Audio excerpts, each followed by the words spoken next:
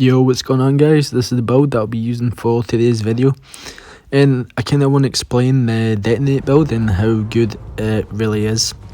Now I'm going to start off how the Detonate build works. So pretty much Detonate is you turn all the bleed damage that you do from your attacks into pure raw damage. Now the best way to use this is to detonate when someone is running. Now the reason it's best to detonate while someone is running is because they have even more bleed on them.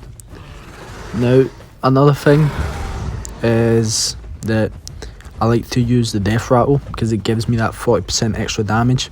And now you can actually 1v1 a Suko with this build.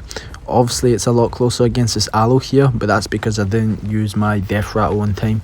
So that was my mistake. If I could have played this differently, I would have used my death rattle a lot sooner because that 40% is a lot of damage. I also would have tried to use the spit as well, as that would have made his damage 15% less.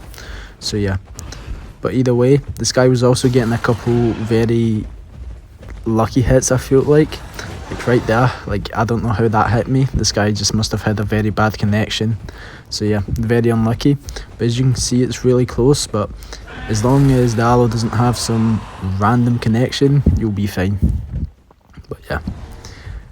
Now another thing about the build that I use, I like to use Spiked Gathering because in a group setting at least, if I was solo I'd be using Fresh Blood, but with Spiked Gathering you get 20% more armor with 2 people. Another really good thing about Spiked Gathering is that you don't take any damage from hitting your own teammates, so you get 0 reflective damage. And the reflective damage that you guys produce increases by 10%, and it can stack up to 5, so you get 50% armor and 50% reflective damage. As long as you have either a Stego, Miragaya or Kentro in your group, and they don't even have to have the perk activated, or the ability, sorry, for it to even work. You can see we're 2v1ing a duck here, but he just ends up giving up. So yeah. Now the Kentro is actually the strongest 2-slot in the game currently. It used to be the Styrak, but ever since the nerfs to the Styrak, or even its TOC, it's just not as strong as it used to be. And the Kentro has only gotten stronger because of that Detonate build. If you've ever seen any of my other videos, you've seen me 1v1 Dasps and Sukos on this Kentro build. It's really great, and I honestly think it's actually very broken, and it can be very challenging for other things to fight against you. I think your worst matchup is honestly a good Pycno player, especially if you can hit his head slams and charges, as those just do a lot of damage and there's not a lot of time for you. You kind of would just be trading hits, and with something like a head slam or a charge, it does a lot of damage, so you'd be going hit for hit with something that just out DPS's you. So yeah, I would say that's like your only bad matchup for the Kentro. But if you're a good Kentro player and you use your movement right, it's going to be really hard for any Pycno to land that head slam. So yeah. Now moving on, here we were fighting this Patchy group, and we put a bunch of them low, but we just stayed on this one Patchy the whole entire time, and we just kept resting and switching to the point where we ran this guy out of stamina.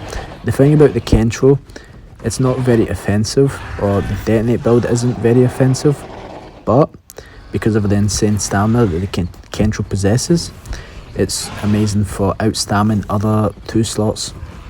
Especially if you see a Serato, you can outstam the Serato. Obviously it's very hard to get offensive with the Detonate build. Unlike the Puncture, for example, when you use Puncture, like the tail pretty much can hit in front of you, which is pretty crazy. But the thing about Detonate is its raw damage is insane, and I just feel like it's the only build to run on the Kentro. So yeah. Now, as I was saying before though, if I was playing solo, instead of Spiked Gathering, I would use Bloodlust because it gives you 10% more damage when someone is bleeding. Now obviously this kind of gets a little bit annoying sometimes because you have to use Detonate.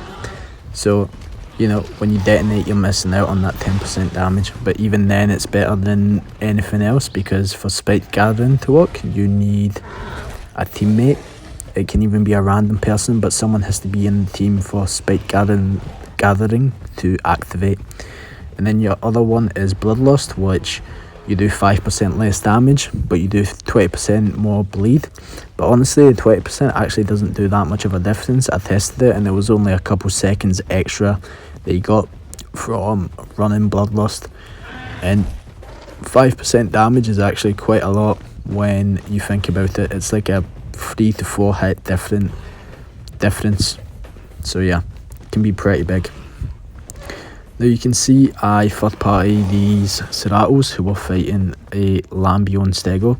This was perfect because Stego already put bleed on them, so I could just hit a bunch of detonates on these guys and finish them off, which was very helpful.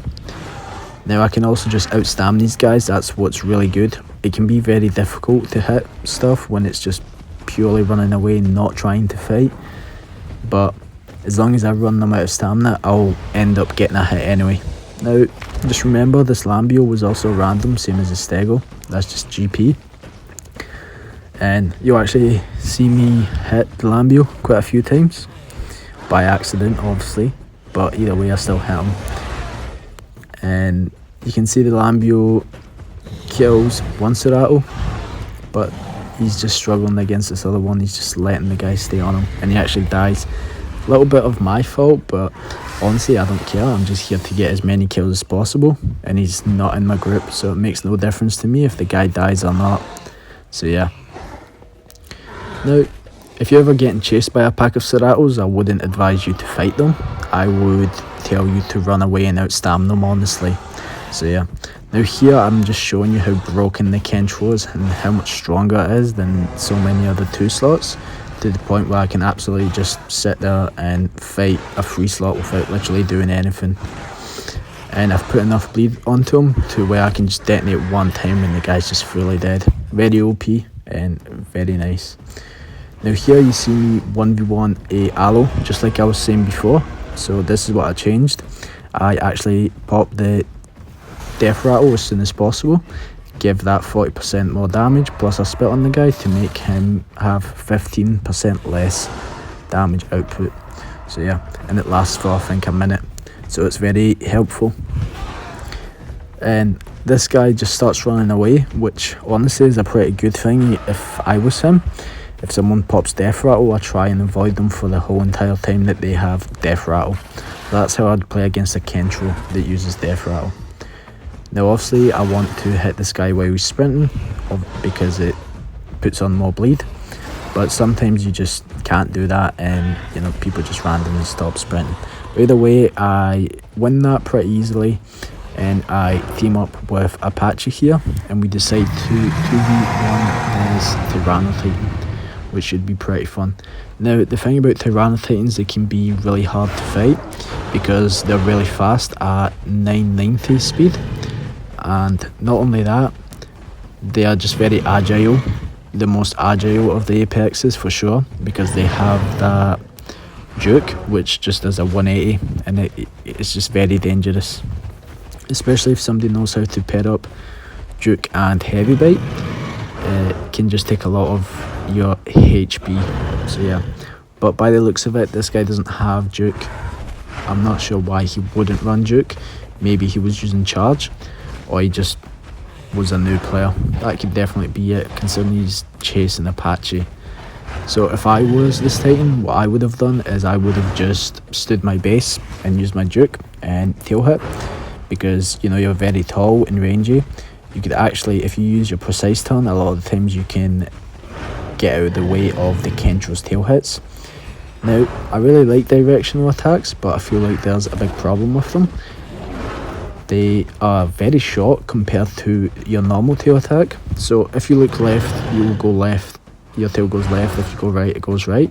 But if you look just straight forward, it does the old attack that it used to do before directional tail attacks were a thing, where it just goes, it can hit both sides. It's also a lot more rangier, which is very nice. So I feel like they need to increase the range on the directional tail attacks. But yeah, also I feel like it's kind of been buggy, the game, a little bit, like precise turning and directional tail attacks. For example, if I look to the right, sometimes my tail attack will go to the left, which I find super annoying, but I'm not sure what's up with that. Maybe they can fix it soon or look into it, or maybe I just played it wrong, but there was a few times where that happened to me. But yeah, now this guy just isn't able to do anything. We're just, you know, running around them.